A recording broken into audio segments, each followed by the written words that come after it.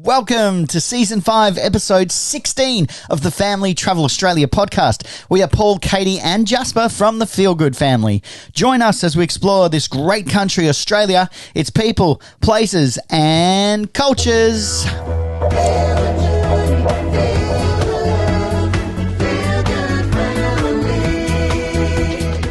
Yes, welcome to the Family Travel Podcast, where we share the latest in RV industry news, road trip travel, caravanning, camping, where to stay, what to do, product reviews, so much more. Thank you for joining us. All right, this is it, the big one.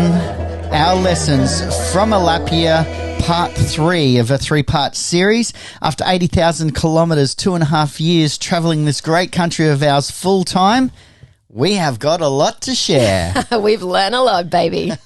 All right. We also want to give a wrap-up on our ebook. It has turned into a mammoth project for Katie. It sure has. It's so exciting, though. The more we were adding, the more we realised, let's put this in, let's put that in. Let's make this really a one-stop shop for all of that information and those details that you need. Everything from, hitching, checklists, safety details, all of these lessons that we have spoken about over this 3-part series, budgeting, planning, recipes, favourite gear, links, apps, maps, resources. You name it. It is unbelievable. Every single contact number in each of the states. If you're after some emergency contact details, you've got templates in there for your own emergency checklist. It is jam-packed. It is awesome. I'm so impressed with it. Oh, thank you, Tal. You're amazing. It's been a labour of love, but I'm so excited that it is finally together, available on our website for a small purchase fee, and hopefully loads of value for you, no matter whether you are starting out a greenie like we were with absolutely no idea, nervous about everything, or whether you are, experienced and already rolling down the road. There is something in here for everyone. Love it. Well done. All right, get yourself a copy of that, download it to your device so you've got it with you when you are getting on the road. Awesome. Here we go. Okay, first episode was around purchasing, planning and preparation. Last week we talked about gear must-haves, safety and security.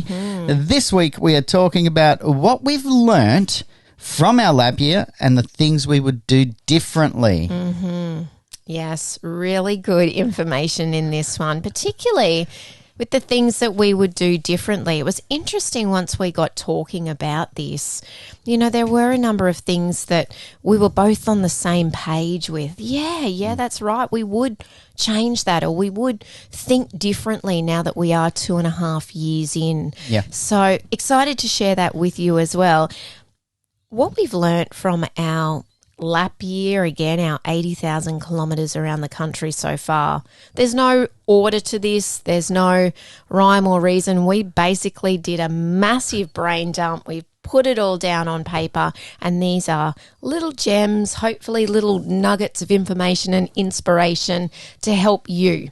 Let's get into it. What we've learnt. First thing, slow down. Yes. It's actually a really good mantra for life, but we are referring to the speed that you drive, particularly if you are towing, a caravan or any RV behind you. Not only is it safer, you're also going to save some money, burning up as much fuel. True. You see more as well. You'll have a much more enjoyable experience. So just slow down a little bit. That's true, actually. The amount of wildlife that we get to see, opposed to maybe hitting. Yes. Very good. Yeah, it's amazing. All right, drive to the conditions.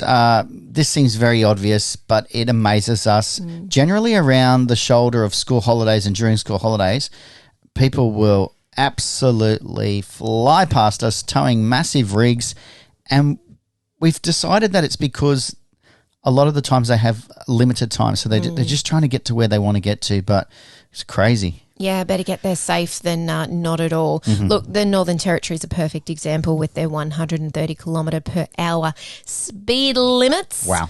Just because it's there, just because it's on that sign doesn't mean you need to do it, especially if you are towing. It's kind of the same rule with caravans, you know, these modern designed vans or any van really these days that you get into has an amazing amount of storage. It blows your mind.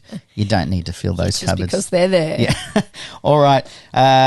Always get fuel. This is, again, it seems obvious until you haven't got fuel.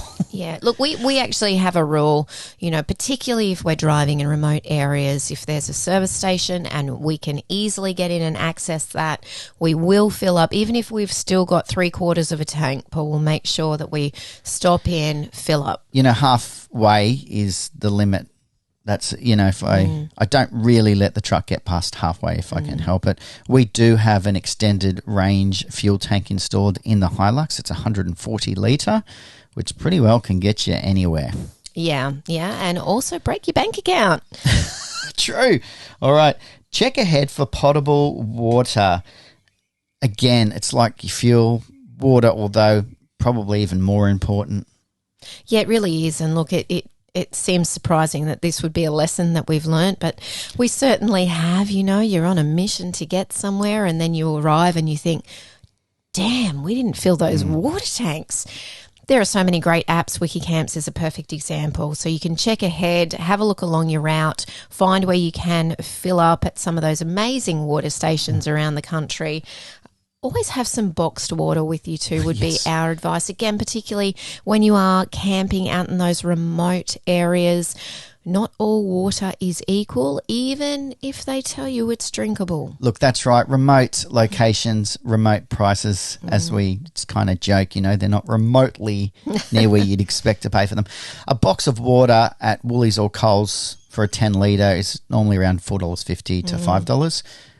Out at Curtin Springs, Kings Canyon, $20. Yeah, look. Same box. Yeah, and same water. It is what it is, and you really do need to get over that. I think the way I get around it in my head is I think, well, look, it's taken a lot for somebody to get this little old box of water out here. They didn't walk it out there. Well, no, I know, but they're still paying for fuel to get the truck out. Anyway, we digress. Okay, do a load of washing. If you have a washing machine installed in your RV, put a load on before you leave of a morning. If you're on a travel day, do your load, let it sit in the machine, and then when you pull up at your new destination, hang it out.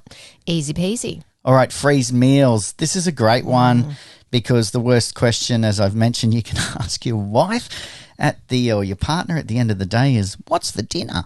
I really don't like that question. Particularly on a travel day. Yeah, you don't want to think about it if you're doing a lot of kilometres. You just want to get there, set up, relax. You don't want that stress of, oh, God, we don't have groceries. I just take a meal out of the freezer, pop it in the sink. It defrosts as you travel. How good's that? Now, talking about what are those meals, we do carry our Thermomix with us. And so we love when we're on a powered side or we can, it uses quite a bit of power. Yes. That machine. But it is fantastic. Kate will whip up more than we need so that we've got 3 or 4 meals frozen in the freezer. Awesome. Yeah, really, really good tip. Okie dokie, have healthy snacks available, especially for your travel days, because otherwise you'll be pulling into the service stations, the fast food outlets, you'll be buying all of that junk food that you will regret. And I tell you what, it adds up. So just be a little planned, particularly for your travel days. If you've got kids, you will know they are non-stop eaters in the car, so you want to have as many healthy snacks as you can. All right, be aware of biosecurity. That isn't only at the border crossings between states, it is also in regions. So the one that has got us 3 times, I know this is unbelievable, but 3 times have we gone through Sunraysia and had to throw away that delicious, expensive, perfectly fine produce because that's the law. Oh, it's so annoying. Yeah. Look, I mean, a worse outcome would to be in a situation where they did have this pesky little fruit fly enter their region. So I totally understand the reasons behind it. Yeah. Gee, it's a hard pill to swallow when you got to chuck away your produce. It is, or you face big fines. You know, if you do get spot checked there, you will certainly be fined. They take it very seriously. We just end up gorging. We're like, we're then crossing over and going, oh, God, how much grapes and strawberries can you eat? Okay, don't run out of essential items. Namely, toilet chemical, very, very important. Very important. Just to have some spares of those essentials on hand. Again, especially if you are going to be travelling remotely, it's always a good idea just to have a backup plan. All right, trust your gut. We have, again, spoken about this many times before. What do we really mean about that? You know, jokes aside, you know, don't get wolf creeked, I said last episode, I think, is you generally have an internal compass or an internal feeling that gets you in your gut that says something doesn't quite seem right here. Back yourself, you're probably spot on. Yeah, absolutely, 100%. Hey, a couple that we missed earlier were make sure you're stopping every couple of hours. Road fatigue is such a big issue in this country. There are so many amazing rest stops. Do you know what's blown us away? Is how well maintained and managed they are. WA, I mean, there's hundreds of kilometres between locations, sometimes 550 kilometres, and there'll be these 3 or 4 rest stops that are serviced regularly. There's drop toilets. Some of them have showers. They normally have a couple of dump points, and they allow you to camp there for free. It's really remarkable how well, even Northern Territory, all of states, how well they manage these areas. So yeah, absolutely. So worth it. It's also a good opportunity to make your kids go to the bathroom. If you're travelling with kids, do it every single time you stop. That's a lesson we continue to learn on the road. Rookie mistake. And walk around your rig. You know, just do a quick lap around. Yeah. Just do those checks. Make sure everything's looking good. Stabilisers are still up. Yep, lights are still working. We did drop a stabiliser arm as we were heading out of Gin. Yes. At the showgrounds. Scary stuff. Great little spot to camp. Yep. Awesome spot. Really good. I think it was $20. There was a caretaker, hot showers. Excellent. Anyway, I digress.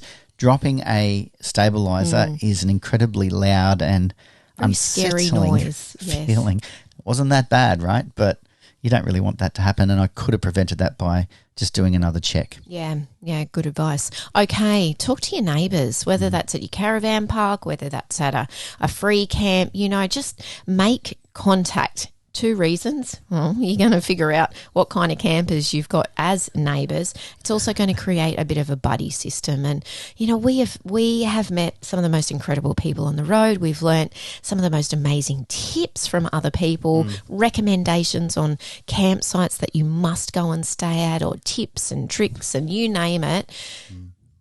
Campers are cool. Most of them anyway.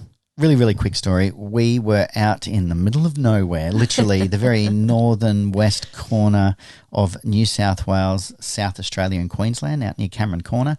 We'd gone out through Milparinka, headed out to a very remote sheep station called Pink Alley. Wow. God, I love that there. Xana and Matt, if you're listening, hello. Yeah, awesome, beautiful people. So welcoming. I mean, that heart of the country in these people. We were coming back down this dusty old, you know, desolate road, and there's 2 caravanners like towing big rigs just pulled over. And so I pulled over and said, hey, are you guys all cool? Do you need a hand? And what's going on? And they said, no, we just stopped for lunch. And we went, oh, well, safe travels. See ya. We went another 250 kilometres north and came around the loop. They did about the same south and came around the loop. And we met at this roadside gravel pit, and honestly at Pack Saddle. Yes. And then set up a fire and sat around and had some drinks, and it was so cool, wasn't it? Yeah. Those really experiences really only happen if you make the effort to build community, build trust, build friendships. Oh, I love it. Perfect advice. Okay, plan ahead. If you are travelling for an extended period of time or full time or with no end date, think about your vehicle servicing. We noticed as we were travelling, particularly through the Northern Territory, Western Australia, we just couldn't get into a service centre. They were booked so far in advance. 6 weeks. Yes. So we kept having to sort of chase that service centre down the coast, and we finally managed to get booked in Perth, which dictated... Geraldton. Was it? Yeah. Somewhere around there. Yeah. Dictated to us, the speed that we had to travel in to get there to make that service date. So just be prepared for that. Plan in advance. Awesome. Where are we up to? Here we go. Keep up with your own vehicle maintenance, in between those services. Right. So your tyre pressures, your oil and water checks. Look, in the ebook, we include the 4 C's of tyre maintenance, which we thank Adam Meredith from the Fireys there in Tasmania for sharing this. This is what they do on their fire service vehicles every day. Excellent advice. In fact, his whole maintenance schedule was spot amazing. On. Yeah. Really, really good. Now, while we're talking about maintenance, keep up with your own personal maintenance. When you hit the road, it can feel like one big holiday. Yeah. And every time you rock up to a new campground, you have a new neighbour that comes over and says, you want to catch up for a sundowner. You can get caught in a cycle. And look, there's nothing wrong with that, but you do need to be taking care of yourself as well. So we're travelling to see this amazing country. Get out, have a walk, go for a hike, go for a swim in the ocean. Just really look after yourself and your health on the road as well. I think I'm very thankful that we have a 5-year-old that wants to kick a ball and run. Otherwise, I would be a much larger human. All right. Here we go. You take yourself with you. Are you a glass half full or are you a glass half empty person? Because that's probably going to be the experience that you have. So just think about that. Keep that in the back of your mind. It is a really great point. We tend to find if you've stubbed your toe, then you're just going to have a stubbed your toe kind of day. So take a minute to breathe, jump in the ocean. Yeah, look, we still have bad days. It's normal life. It may be condensed into 17 square metres, which can actually heighten. I actually think it, certainly the way you act sometimes exaggerates the scenario. In all jokes aside, it does, because you're in this confined space. But as you joke about only having one door to slam, you get over it pretty quick as soon as you step outside and go, oh, yeah, that's right, we're here. Yeah, you really do. Look, we honestly feel like we are better people for it. We have a better relationship for it. We're a better family unit for it. So, there are lots of positives for taking that leap, that risk and putting yourself outside of your comfort zone. Perfect. All right.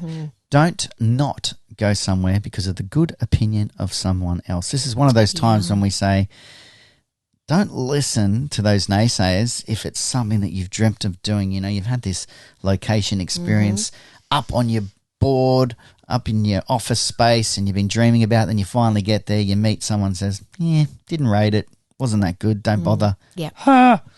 I know we've been to some pretty amazing places where, we'll be walking in, for example, on a bit of a hike to go and see, an incredible gorge or something naturally astounding. And you get a mix of people coming out. One person will come out and say, oh my God, it's amazing. Wow. You're just going to be blown away. And then the next person will come out and go, yeah. Take it or leave it. If it's somewhere you really want to go and it's somewhere you really want to experience, just do it. Just do it, because then you don't have anybody else to blame. But if you don't go, then you're going to regret it.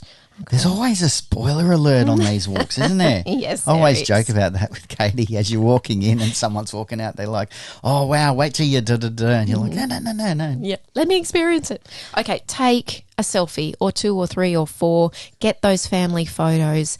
Don't be embarrassed because there's other people watching on or there's people waiting in line. Capture those memories. Who knows whether you will be back to this spot? And when you really think about it, those little images are what your kids are going to show their kids and so on and so forth. So take a minute to capture those memories. Another really good point on that, Katie, is, you've hiked in somewhere 4 or 5 kilometres, you get to this epic waterfall and you feel like people are rushing you on because the next person's coming in the next just take your time. Yeah, that's your reward after your effort. Take a couple of minutes, enjoy it, spend half an hour, sit down, have a wrap. Yeah. Great advice. Yeah. Yeah, don't be in a hurry. Okay, if you are travelling to colder regions, so Tassie is the perfect example. And in fact, this is advice that some very good friends of ours gave to us before we went to Tasmania the very first time in 2020. We had this realisation, oh my goodness, we don't have clothing that's appropriate for the temperatures in Tasmania. It's cold down there. Yeah. We don't own these big bulky jackets. They said to us, don't worry. Just go over as soon as you roll off the ship, go to an op shop, pick yourself up your jackets, your scarves, your beanies, your winter blankets, anything that you need to keep you warm while you're in Tassie. And then before you sail back to the mainland, go back to the op shop, drop it all off. Ask for your money back. No, don't do that. You are going to save space. You don't want to be travelling all of, those seasonal things if you don't have to. Particularly kids, they grow out of these things in 3 months and you're like, what? I know. Stop growing, you little bugger. Yeah, look, it's great advice, and we did that this time around in Tasmania as well. Yeah, and we even picked up Jasper some hiking boots for $4. Yeah, you can't beat it. And it's good quality stuff, especially in Tassie when they all wear Kathmandu, You're like, yes, that's a score. The state uniform. Yeah. Okay, do a recce. Again, from the same family there, just at the base of the Blue Mountains in Sydney, said to us, do a recce. Use the satellites from Google Earth to check if you can actually have a turning circle. We have reversed a couple of 100 metres out of somewhere, and it's like a whole new level of stress when you have to do that and you're blocking traffic and people are bipping you and screaming at you and it's no fun. It's horrible. And then you argue because you're stressed, and then it just ruins your day. Yeah. There are some really great apps that we have in our ebook that help with this situation as well. But you Psygig. don't. Yes. Awesome app. Yeah. You don't want to get caught in a situation like that, or faced with a low clearance bridge, for example, or something that, you're too heavy to drive over. So, always do a recce if you're unsure. Okay, don't sweat the small stuff. I mean, this is probably a common thread you're hearing. Slow down. Don't worry. Let it go. Take your time. Don't sweat the small stuff. No, honestly, it is so not worth it. And there's going to be a lot of small stuff, particularly if you're starting out and you're adjusting to this new lifestyle and you're learning how things work. There's going to be lots of small stuff that feels like big stuff, but it's really small. Don't sweat it. Do you know the best way to get your head into this way of thinking? Have a look on Netflix or Disney, Nat Geo, for anything about space. Makes you feel rather small and insignificant. Yes. It just sort of brings you back a peg and go, oh yeah, what am I worried about? Yeah, it's actually a really good thing to do. Great advice. Okay, use phones in 2 ways when reversing with your other half, your partner, whoever that is. Yeah, don't yell. Don't get out and try and shout at each other. And, well, one, you can't hear each other. Two, everybody else in the campground can hear you, which is going to draw their attention, which is going to put their eyes on you, which is going to put more pressure on you. If you've got a way to communicate, do that on the phone or on the radio. I know you roll in late to a van park or some campground. I tell you what, you've got the biggest audience. They're all out there. All right, here comes the afternoon entertainment. Check this out. Yeah, look, in all seriousness, we've actually had people walk their camp chairs out to the front of their site with their drink to watch us reverse in. At Jacob's Well, it was a really tight spot. And I said to Kate, you're kidding. And, we'd already been on the road a good year and a bit. So I just sucked it in, straight in. I think they were really disappointed, actually. Their entertainment was done and dusted in a few minutes. All right. A really good tip here is the goal system for the driver. Get out and look. Don't just rely on that other set of eyes telling you.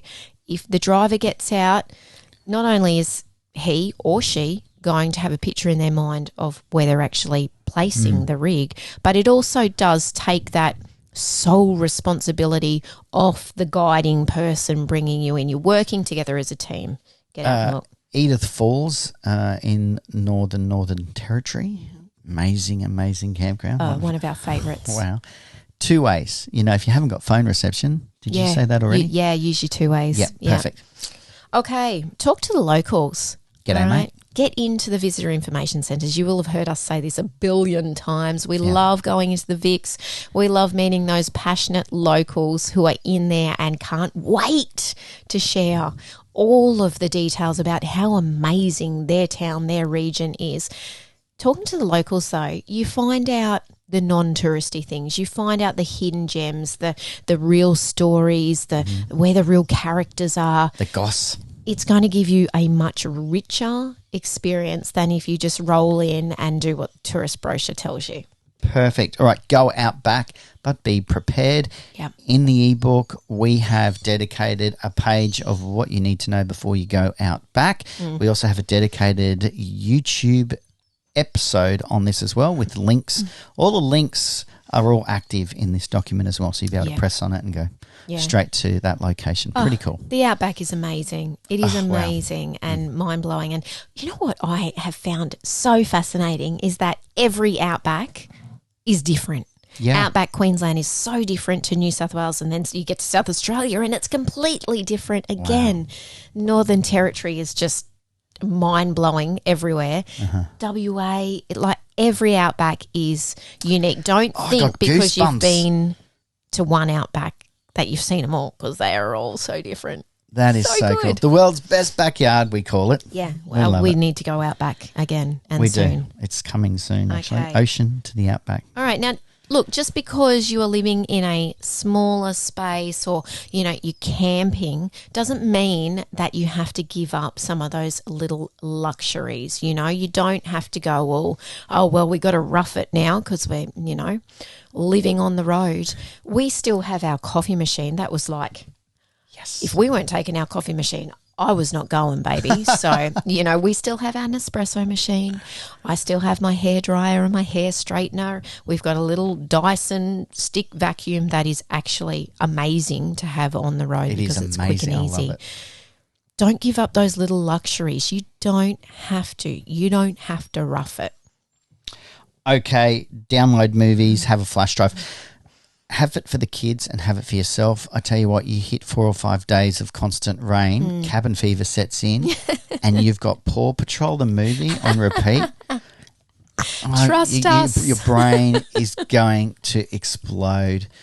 Oh, my gosh. So, download some movies, put them on a flash drive. You don't know whether you're going to have any internet, particularly if there's bad weather or you are remote. Yeah. Have some stuff for yourselves to watch, some good old classics. Great idea. Technology's amazing now. I mean, you can put so many movies on one tiny little flash drive. So it's also good from a storage and weight perspective as well. Okay, don't worry about the kids missing out, particularly if you're taking them out of school.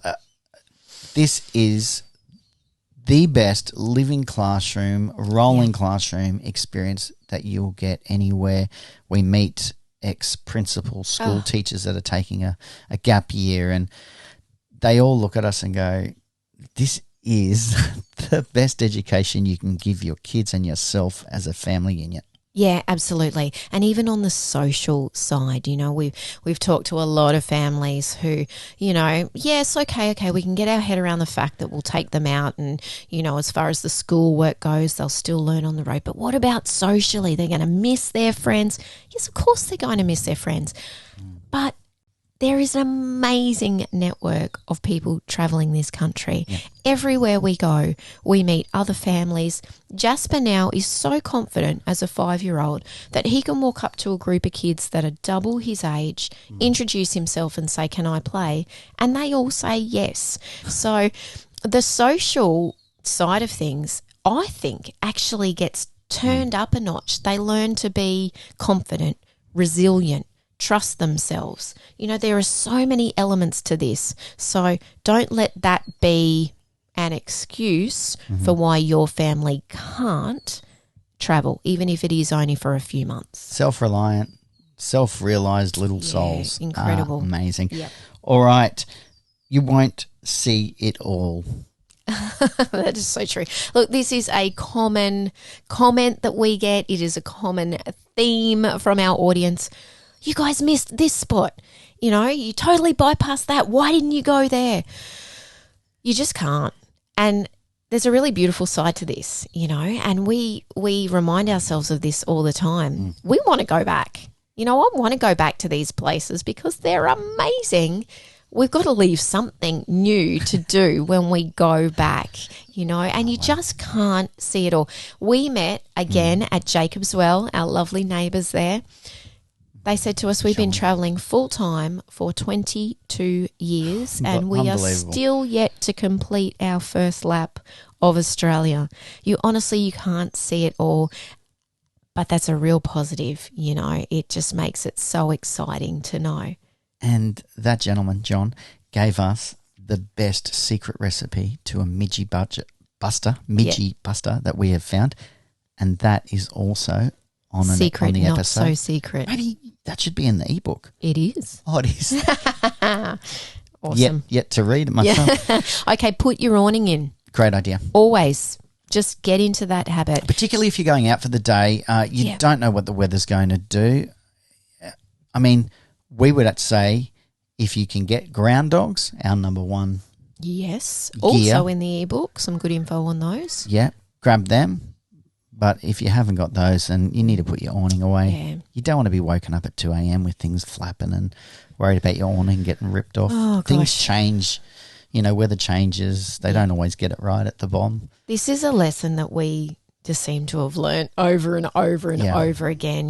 That 2 a.m. wake-up call, standing outside in your pajamas, sometimes in the rain, trying to put the awning in because the wind's whipped up and it's annoying and jingling and keeping us awake. Oh, gosh. All right, be prepared to dig a decent hole. Be prepared. What does this mean? It means that at some point you're probably going to need to dig a hole to dispose of your number ones and number twos. Yes, well, more likely your number twos. Yes. Especially if you are in some of these remote places where bathrooms can be a long way apart. What we would recommend is that you have a separate bag for your toilet paper, and the reason is because you'll get to some of these most beautiful, amazing places. It's rare, but it happens, and you lose your faith in mankind. In Australians, you just think, how did this happen? There's, used toilet paper and stuff everywhere. Yeah. Generally, though, it's because the hole has either not been dug deep enough and critters dig it up and then, that all ends up everywhere. Yeah. So it's generally more the toilet paper than the waste that is a problem. Yeah. So, just think ahead, clean up after yourself. Yeah, it's a good point, actually. Having, those little small plastic bags, as much as we don't advocate for, plastic bags, but having some little bin bags, having some baby wipes in the car, it just makes it super easy. You can just take your rubbish with you. You'll see a lot of comments on apps like WikiCamps for some of these free camps around the country where people are complaining because, people don't pick up after themselves. And really, I think more to Paul's point, it is that, people just haven't been educated enough on taking that toilet paper with them. So, keep Australia beautiful. That's why we're travelling. All right, last one. Here we go. Clockwise versus anti-clockwise. We get asked this, which way should we do our lap? I mean, we've done kind of like a figure eight, zigzag. It's all over the place, dodging border closures and COVID over the last couple of years. Yeah. The answer actually came from my brother, one of my younger brothers, said, well, obviously anti-clockwise. And I'm like, what do you mean? And he said, well, in Australia, we drive on the left-hand side of the road, which means it's the inside lane, which means the length is slightly shorter, which means that you'll save on fuel. There you go. So if you are travelling to save on fuel for your budget, go that way. Look, there's no right or wrong in all seriousness. We certainly really haven't followed any direction other than, hey, let's go here. Yeah, that looks good. All right, let's go. So, make your lap or your travels on your terms. Travel on your terms. You don't just have to go a certain way because that's what everybody else does. No, choose your own adventure. Yeah, okay, yay. Here we are. The things we would do differently. We're going to try and get through this whole list. These are absolutely the things that we, in hindsight, wish we knew, wish we'd heard about, done differently. Yeah, I think the first real major one is just really knowing that, you don't need everything brand spanking new. You don't need it all before you start. We absolutely thought we did. Look, would we do our vehicles differently? Yes. Yeah, we would definitely get a shorter van, drop 2 or 3 feet off it. Yep. Because the longer we do this, the less we realise we need. Yeah, absolutely. And the more accessible we want to be as well. And some of these amazing places around the country are quite tight for big, family bunk vans. So it's worth keeping that in mind as well. I mean, you got kids, you got to have bunks, right? But you certainly can reduce the size. We would take a few feet off. Amazing. Some of the designs, in vans, 3 feet less than what we're currently, around 20 foot and still have full island bed, bunks, amazing. Yeah. So there's plenty out there. Understanding the capability of your tow vehicle is a huge one. We would so do this differently, Yeah.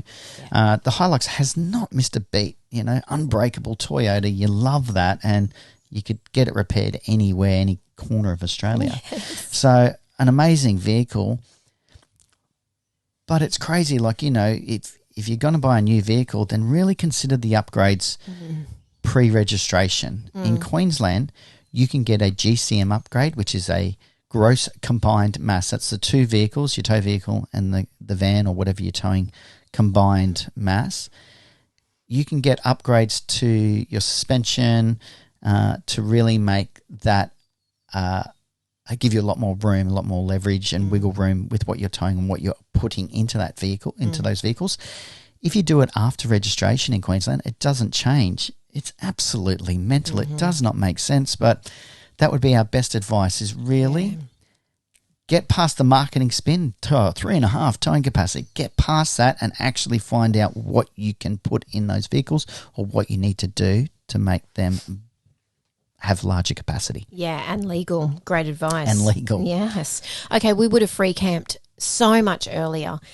We would have known that there's really not that much to be worried about, and we were so worried, and we stuck to caravan parks for easily the first year of our travels because that's where we felt safe, and that's okay. Caravan parks are awesome. Yeah. But if you've got an inkling and you want to really get out there, and every time we pull up at a free camp, we're like, yes, we're doing it. We're sticking it to the man. We're campers now. We're off grid. This is living, babe. I love it. Some of our favourite moments have been in those places. Oh, incredible. Yeah. Really is incredible. So we would have lost those fears earlier and realised, yes, we can do this. Katie would have driven more sooner. Yes. Really, it was the day before I broke my ankle we put Kate into the driver's seat just in case, and then the next day I broke my ankle. Yeah, uncanny. Unbelievable. So, do the towing course. We've already talked about that plenty, but actually give yourself those runs and plan it out. Don't just spring it on your partner. Just say, hey, we're going to go down to the sports oval or this car park. Yeah. We're going to put some cones out. We're going to practice reversing, parking, do some towing, get out on a long stretch, give yourself 80 kilometres and just give it a bash. And for sure. The more you do that, the more comfortable you will become. Absolutely. Great advice. Okay, we would have weighed our vehicles earlier. We would have gone and had the big weigh-in, figured out just exactly where we were. I think we were both maybe just a little bit nervous about, facing up to that truth of possibly being overweight and what would we do, and then, how do we deal with that? Jasper? Yes. We're going to have to let you go. It's time to go. In all seriousness, if you can do a vehicle weigh-in before you actually hit the road, that would be the best advice. You are going to know exactly where you are. You are going to know exactly how to pack your van to ensure that you are staying underweight. Learn all of those little tips. Don't be scared about it because, again, it's education and it could be life-saving education. I loved how specific and finely tuned the weighing on the different scales across each axle of each vehicle was. Yep. So you could shift things into different parts of the vehicle to give you a straighter driving line, much better balance. Really fantastic, clever stuff. Yeah, and the education that Shane gave us too about, just moving things around and knowing how to pack your caravan and where to put the heavier items and all of that. It's priceless. Okay, we would have let go of our fear much earlier. This is a common thread through everything that we are speaking about. And that's not only on the original decision to do it, but our own safety and security, Yeah. you know, and free camping, all of it, you know, just get out of your comfort zone. It's the juice of life. Yeah. Oh, so beautiful. So well said. Okay, we would have thought about natural disasters and had a grab bag from the get-go. It actually randomly is something that we completely overlooked in our planning, and even, you know, when we were discussing, well, what are the things that you're worried about before we hit the road? Never once did we talk about, well, what do we do in the event of a bushfire or a cyclone or, you know, major flooding? We'd never spoken about that. We were completely unprepared, hence why we were caught out. So our advice to you would be, have that grab bag from the day you roll out of your driveway, just in case. Amazing. It is quite a scary experience to be confronted with, a massive fire or a flash flood as we've seen recently. And be prepared. Yeah, absolutely. And while we're talking about that, you know, have that emergency contact list. We spoke about it earlier. We do have templates for that in the ebook. But again, just be prepared on all of those safety side of things, and God forbid you ever need to use them, but wouldn't it be better in a situation where you do need it to have it there rather than thinking, damn, we didn't do that? Yeah, and I, maybe a little bit too over the top, but back up, and laminate. So I have a set in the van, set in the car. Yep. Excellent. Okay. Oh, sorry, just the reason why I laminated is in case the weather is really bad or it gets wet. You spill your beer on it. Well, yeah, right. We did laminate our hitching and unhitching checklists as well because, there's plenty of times when you're doing that in the rain. Remember in the Blue Mountains? Oh, my God. And it rained for like a week and we had a foot of water out the front of our caravan. We'd step out of the van and into this massive puddle of water. Jasper could have done swimming lessons. Never been so drenched. And we had to hitch up in it. We had to go. We had to get moving. It was like we were just standing fully clothed under the shower, wasn't it? It was intense. Biblical. Yes. Okay. Have less stuff from the get-go. Okay, again, you don't need it all. You can't take it all. It won't fit. And just because you have those cupboards, don't fill them to the brim. Remember, you need to think about your weights, and what you realise when you're on the road is that, okay, we don't actually need that. I don't know why we even bought that or why we even thought that we needed that. Have we already shared the story about Wayne and the dots? Yeah, when we did our towing course, he said put a sticky coloured dot on every single item that comes into the van, and then you can just pull that off when you use it. Yeah, I think we did share it in the last step, but great, and then great advice. 3 months in, have a look around what's still got a sticky dot on it. 6 months in, what's still got a sticky dot on it. If after a year you've got stuff in your van that still has a sticky dot on it, it's got to go because you are clearly not using it. Great advice. All right, meal planned better, and again it reduces the stress between hangry people and whoever it is that's preparing the meal. We do take it in turns. We, as you would know if you watch our show, we do a lot of cooking and meals on the Weber. Yeah, I love that. I love that about this lifestyle, being able to cook outside and sit outside and just really immerse yourself in the environment. But meal planning is a big one. It's still an area actually that I think that I could improve in, because it also then helps you to save money when you go to the grocery store. Excellent. We would have done a four-wheel drive training course a lot earlier. We would have done that before we left. I mean, we definitely were four-wheel drive novices, very lightweights, me especially. I still get a little bit nervous if we're off the beaten track and it gets a bit too wild. That is a good idea. Again, it's about education.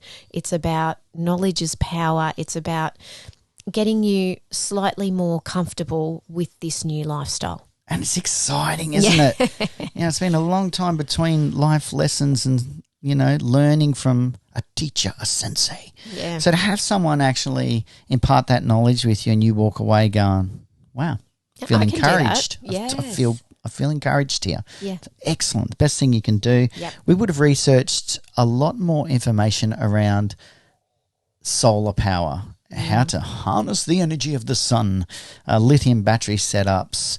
We have just had some absolute whirlwind experiences trying to get that sorted, and then when you finally get it right and things work, it's like life-changing, isn't it? Yeah, it really is. You feel like you've had the biggest win, because it is a big expense to be able to manage this, but to get off grid more often because you aren't going to run out of power. Wow, what a gift. Yeah, and look, I often feel like poor off-grid camping gets a bit of a bad rap sometimes too, because people, they've got a new van, let's get off grid, let's go and, do this. And then they go out there and they can only stay for a couple of days because they don't really know how to, what's the setup with the solar and how does it work. And we've run out of water and we're not prepared for it. And it really should be the opposite, because it is amazing to be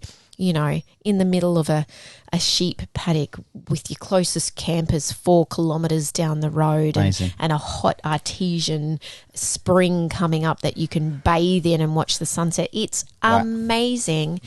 So if you can understand how the off-grid stuff works, do a little recce, a practice in your driveway for a week before you go, you're going to have so much a better experience when you finally do get out there.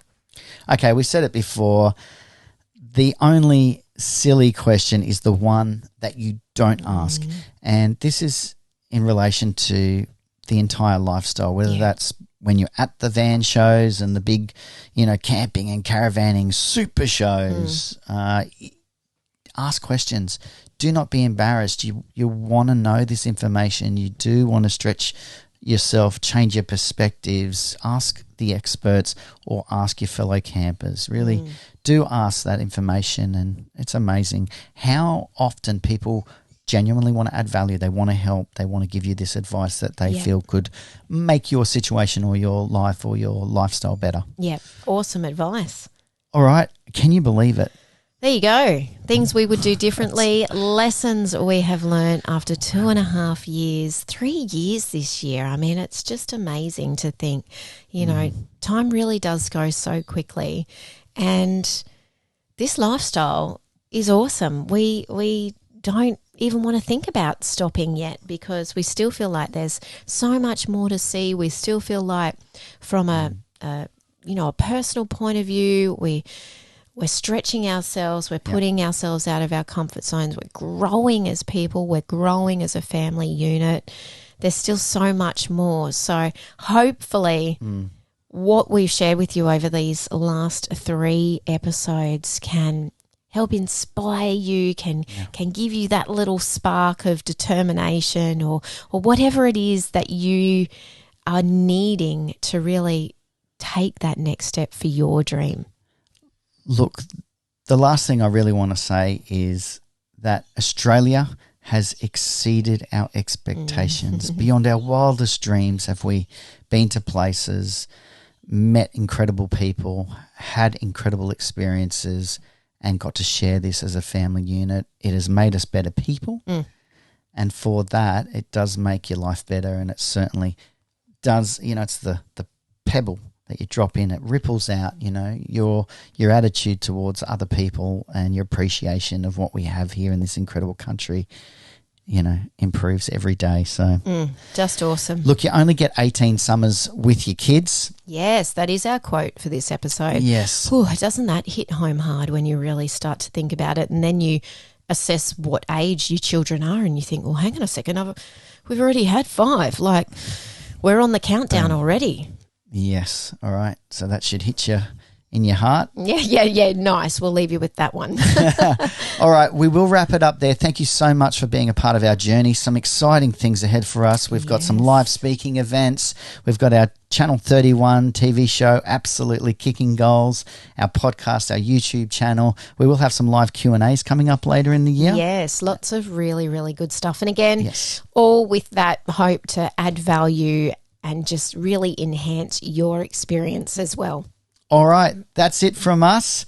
We will say for now, dream big, look after yourself, look after your family. And happy trails. Feel the journey, feel the love, feel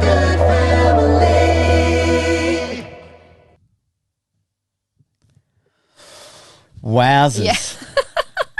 Yes. Do you know, I was thinking as we were talking how exciting it'll be in, maybe say another 12 months' time to revise this, do another one. Okay, let's brain dump again. What have we learnt in this last 12 months? Because you're just continuously learning. You are just continuously stretching yourself. You're learning new things all the time.